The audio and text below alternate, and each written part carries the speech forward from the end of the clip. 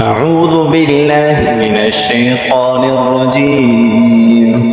بسم الله الرحمن الرحيم. يا أيها المزمل قم الليل إلا قليلا نصفه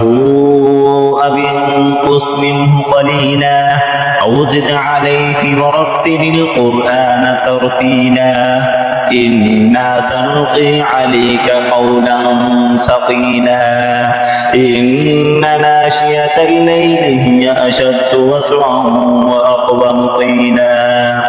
إن لك في النهار سبحا طويلا واذكر اسم ربك وتبتل إليه تبتيلا رب المشرق والمغرب لا إله إلا هو فاتخذه وكيلا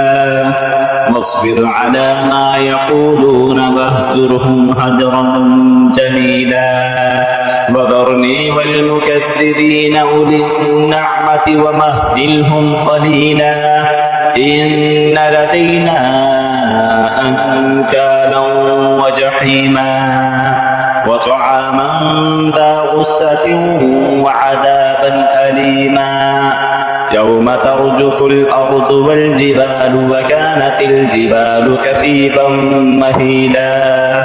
إنا أرسلنا إليكم رسولا شاهدا عليكم كما أرسلنا إلى فرعون رسولا فعصى فرعون الرسول فأخذناه أخذا وبيلا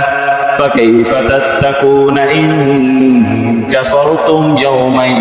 يجعل البلدان شيبا السماء منفطر به كان وعده مفعولا إن هذه تذكرة فمن شاء اتخذ إلى ربه سبيلا إن ربك يعلم أنك تقوم أدنى من ثلثي الليل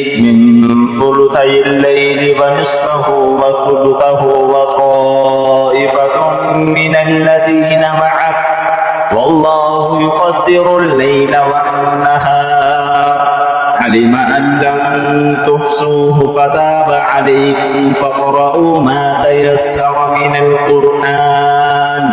علم أن سيكون منكم مرضى وآخرون يضربون في الأرض يبتغون من فضل الله وآخرون يقاتلون في سبيل الله فاقرؤوا ما تيسر منه وأقيموا الصلاة وآتوا الزكاة وأقرضوا الله قرضا حسنا وما تقدموا لأنفسكم من خير تجدوه عند الله هو خيرا وأعظم أجرا واستغفروا الله إن الله غفور رحيم.